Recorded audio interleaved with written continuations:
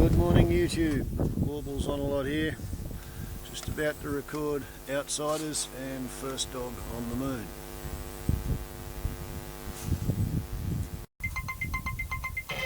Time now for Outsiders. I'm Barry Cassidy and you're not. Thanks, Barry. Now, to shed light on some of the big developments of the week, I'm joined in the studio by our Outsiders panel.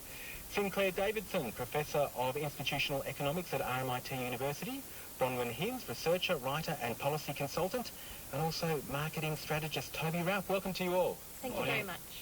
Now, of course, last week the Federal Education Minister Christopher Pyne announced in Canberra that he's not committed to implementing Labor's Gonsky educational reforms, describing them as a shambles and impossible to implement. And this led Dr Ken Boston, former head of the New South Wales Education Department and co-author of the Gonsky report, to describe Christopher Pyne as a minister on L-plates. And this seems to have been dominating the news all week, this issue. Bronwyn, in a nutshell, what were the Gonsky reforms designed to do? Well, Gonsky was tasked to looking into why Australia's school system has declining excellence and declining equity despite a funding increase. It found that it was because the money wasn't going where it needed to go. So it proposed a new model where you have a base amount plus top-ups for disadvantaged, low SES, low English language skills and so forth.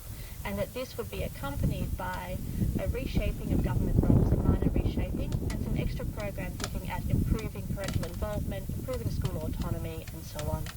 So Christopher Pyne said, look, the same envelope of money is available. I'm not changing that, but we are going back to the drawing board. What did he mean? Well, he's meant many different things, many different days. He talks, first of all, the same funding envelope. That's only been for the first 4 years, and half the money is coming in the 5th and 6th year, so he's only promised half as much of the funding increase that the Gillard and Rudd governments promised.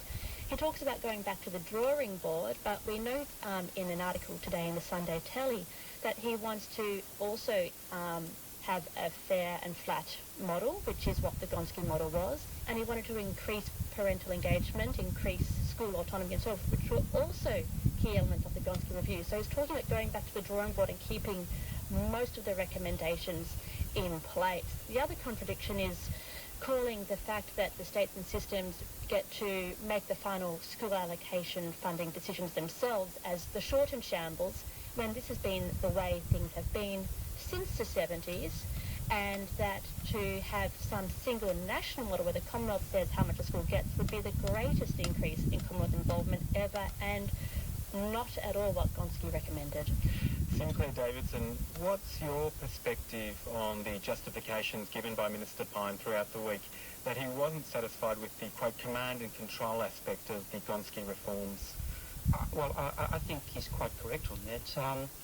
But if Mr Pyne wanted to actually achieve everything that he says he wants to achieve, he would simply abolish the Commonwealth Department of Education. And let the states do it because the states are supposed to do it, and let parents and what have you take control over Canberra-based bureaucrats. So you don't buy his justification? I don't buy his justification, but I think out of all of the promises they could have broken, this is actually a good promise to break. Why? Because I think Gonsky, as it eventually materialised, was actually bad policy. A lot of command and control from Canberra. We don't need it, we don't want it. Throwing money at education, we know, doesn't always work because we know there's all these declining standards everybody worries about. So, get rid of the Canberra bureaucracy in total. They don't employ a single teacher, they don't enrol a single student. Abolish it and be done. Save a lot of money there too.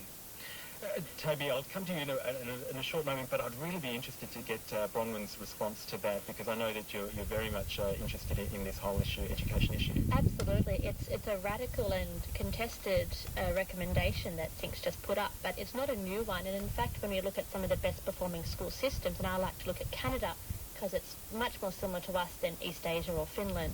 Canada is, a federal system spread across a vast territory, a migrant nation built upon a land of First Peoples, Indigenous peoples. They do extremely well on excellence and on equity when we look at these international tests, and they do it without a Commonwealth Education Department. Now, they just let the states get on with the job without a federal government waving carrots and sticks and trying to be a backseat driver, which is what we have here. I can't see it happening in Australia. It's just far too politically important to citizens and parties that we can see a winding back of the Commonwealth role. I'd like to see more of these funding envelopes that Pyne's been talking about, where there's a bucket, an envelope of cash that's proportional to the needs of each state and each system in education, but then letting those systems and states decide how it's spent, which is largely what was happening in the Gonsky recommendations and in the Rudd and Gillard government's proposals. They still said that the states should decide how it's spent, even that the states had control over some of the way they tried to achieve greater school autonomy. That's why there was such lengthy negotiations with Victoria compared to New South Wales. So I think there's a lot of hot air happening here, but I don't think we need to panic just as much as some might say. Interesting. Well, Toby, Ralph, the Libs went into the election on a unity ticket with the ALP around education. Where is that unity ticket following last week's event? They won, didn't they? It's a different thing. Comprehensively. Look, Gonsky is something that the punters don't understand at all, and I'm a punter, so I don't understand it either. It came down to a basic idea that schools were going to get more money and there's some funding equity nonsense going on.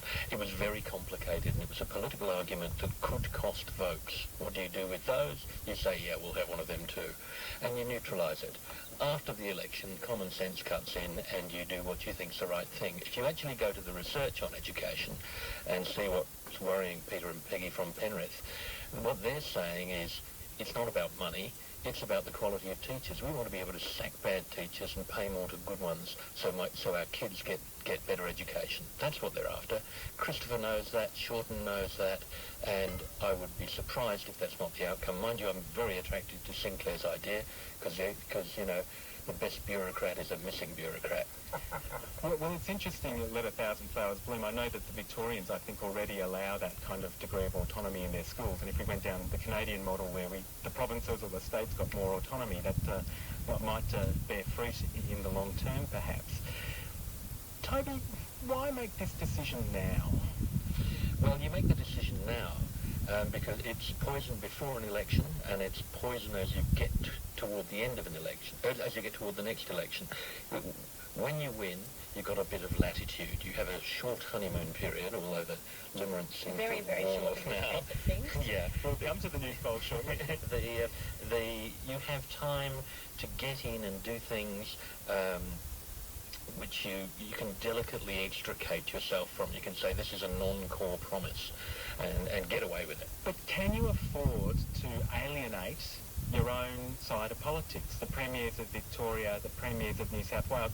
Christopher Pyne received probably the harshest advice from New South Wales. Barry O'Farrell. I think he can afford to simply alienate these people because before it was a unity ticket, the coalition, the federal coalition, were actually saying, no, we don't like this. And then New South Wales and Victorian governments thought they'd play silly buggers and sort of try and sign up to it and sort of commit a future coalition government. Now, that's just rent-seeking behaviour. They tried their luck, they pushed it, they tried to more or less lock in a coalition government to giving them buckets of money. And Pyne quite rightly saying, well, no, we're not going to do that. And that's good on them. We've just been talking about how states should exercise their rights and have the autonomy. We should, but states should have they should have the complete rights. But Victoria and New South Wales more or less try to gouge money out of the Commonwealth, and they've been caught out. I'd like to jump in there and say that's their job. I don't think it's rent-seeking to accuse them of trying to get more money for school education. Their job is to provide school education to Victoria and New South Wales. Their job is to run good schools. Yes. And they are failing at that job. And if they concentrated more on running good schools than trying to gouge money out of the Commonwealth, our taxes might go down from time to time. To say they're failing is a gross overstatement of the issue. Right. There has been a decline in excellence and equity, but Australia performs very well. Australia performs very well when you look at all the OECD tests comparing OECD nations. It's just that we are not doing as well as we used to. In part because we have not been putting money where it's needed. It's not that we don't need more money, it's just that it's going to the wrong places. And B, it's also because other countries put in place reforms to improve their own systems. We often talk about what's happening in East Asia, and some people like to say that the fact they have national curriculums is why they're doing well. One of the main reasons they're doing well is because they have an entire parallel private education system where after 8 hours of school, kids can have between 2 and 6 hours of private tuition. So it's comparing apples and oranges. I hear everything that you're saying, Bronwyn. I have school-aged children, and I'm looking at things like handwriting, spelling, times tables, basic arithmetic. These are not things that you have to spend a lot of money on. So yes, everything that you say is true too, but spelling and handwriting are basics that people have to actually get right. Let's now talk about the polls. The polls this week were very, very interesting, with the Fairfax-Nielsen poll showing the Labor opposition have a 52 to 48% lead over the coalition government. Apparently it's the quickest poll lead achieved by any federal opposition after losing an election. Toby Ralph, what do you make of this, as somebody who worked as a consultant for the Liberals? Well, they got a couple of problems, haven't they? Should they sack you? Yeah, well, they've got a problem. I've got a plane to catch. I've been working overseas for the last 5 weeks, so I've just come back, and I've been astonished to see the decline in the polls. I see a lot of polls, private and public, and what's interested me more than anything is actually I think a lot of this is personal. I think a lot of this is driven by hatred of Abbott, and it's a deep hatred of Abbott by sectors of the community. If you actually look at, say, the Morgan poll, which has a question about is Australia going in the right direction or the wrong direction, the right direction has been trending up. It's been tapering down a bit recently. That's a very important indicator. So people are saying the country's now heading in a much better direction than it was. But then there's a dislike of the politicians who've been implementing things, and that's been, and so they're saying, I'm going to vote against them, but things are going well. There's a dichotomy there, but the right direction, wrong direction is actually the most powerful indicator. Who hates Abbott? Who do you think? Well, I think there are a number of sectors. There are certainly a lot of Labour voters and chattering classes, the ABC, of course. Here we are on the ABC. I didn't want to actually say that, but yes, the ABC and the Guardian. Yes, the Guardian. So that's why they never give airtime for views such as yours, ever. Correct. There are a lot of people who actively dislike Abbott and all he stands for, and they've carried that hatred on with them. I'm really interested how much of this is about Bill Shorten. Is it all about Tony Abbott, or Shorten is nobody loves politicians. Let's start there. It's a zero-sum game. Politicians' popularity is actually just filling a vacuum of how much you hate somebody else. Shorten is benefiting from two things: dislike of Abbott, and great relief that Rudd and Gillard have gone. So he's benefiting from that. The Band-Aid's been pulled. Bronwyn Hinds, very quickly. Yes, I think they're just going to get worse. They will go up and down, but I think the next polls will see a further decline in the coalition's popularity amongst Australian voters due to what seems to be a series of triple backflips by the coalition government on school funding. I'm not worried at all. I think so soon after election, just before Christmas, nobody's focused. The first real test will be the Rudd by-election in Griffith, and perhaps the rerun of the Western Australian Senate election. We will know then how the government is travelling. We shall indeed. Thank you all so much for joining me on Outsiders. Sinclair Davidson, Professor of Institutional Economics at RMIT, Bronwyn Hinds, researcher, writer and policy consultant, and marketing strategist Toby Ralph. Thank you all for your insights. You're listening to Sunday Extra with me, Damien Carrick. Now time for some other very different, but also very valuable insights from First Dog on the Moon.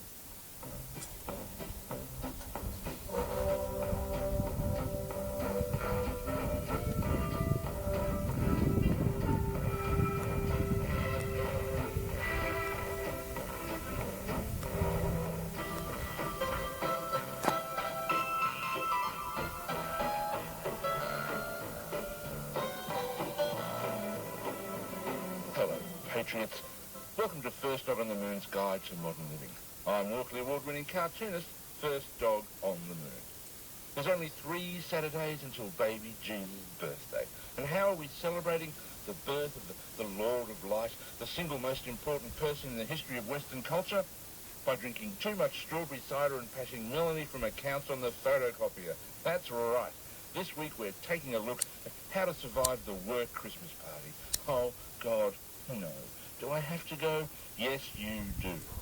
The main problem with the work Christmas party, or should I be calling it the end-of-year function, thanks PC Fun Police, whatever you call it, the problem is that it's always full of the people you work with. They're terrible. You're terrible. You have to talk to them and they're drunk. And if you're lucky, you're drunk too. You have to be to survive it. But you can't get too drunk because we all know what happens then. It's a minefield. And you're not even at work. Why would you go? You're not being paid to do it. You're being made to do it. It's un-Australian, except it's just about the most Australian thing you can do. Please kill me. Today, we have some pointers on how not to die at this annual cavalcade of despair-inducing festivity. Although, if you were to die, you wouldn't have to go. So there is that. Here are First Dog on the Moon's handy hints to making the most of the work Christmas party. Firstly, you can always just refuse to go. I'm not going! This doesn't usually work because if you don't go, you won't look like a team player. That's possibly because you're not. But you lied and said you were to get the job, so now you're screwed. Secondly, when you get there, you can always leave. I'm not staying! But before you leave, make sure you're seen by management first and not while you have your face in the hummus. Number 3, if you're going to hang about, make it worth your while by eating and drinking everything in sight, including furniture and your co-workers. It will give people something to talk about the next day. Number 4, why not punch someone in senior management? You'll certainly be asked to leave. Also, you'll probably lose your job, which takes care of next year's Christmas party as well. 5, while the party is on, sneak back to the office and steal a bunch of stuff. You can either keep it or stash it in the desk of something you don't like and then discover it the next day. Hilarious. 6, spend the entire time on your phone playing Angry Birds. I know I do. 7, when the boss stands up and makes a speech about how valuable everyone's contribution has been this year, start booing and show your bottom. Or yell obscenities. It's all lies, and you have a face like a wildebeest bending over. Number 8, you could start a fire. Fire! Number 9, you could poison someone. Poison! And finally, number 10, go dressed as a Christmas tree and cut your leg off with a chainsaw. You'll be out of there in no time and getting a ride in an ambulance as well. Let's face it, 3 glasses of cheap sparkling and a couple of miniature hamburgers aren't going to get this over the line, are they? But of course, you must remember, the work Christmas party has to end eventually. They can't go on forever, although the ancient Mayans believed that hell was an eternal Christmas party reserved for people who steal other people's lunches from the work fridge. And where are the ancient Mayans now? Exactly. Stay safe, patriots, and thanks for listening. This has been First Dog on the Moon's Guide to Modern Living, brought to you by the First Dog on the Moon Institute.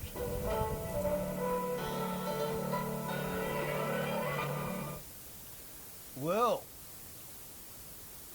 I don't know what you think, YouTubers, but I reckon that was just about the most pathetic episode of First Dog on the Moon that it has been my misfortune to record. I'm going to broadcast it, but yeah, anybody would think that the ABC legal management team has told people, don't mention Indonesia, don't mention East China, don't mention ocean, don't mention sea, don't mention South Korea or Japan, don't mention the Philippines, don't mention Taiwan, and for God's sake, don't mention Indonesia.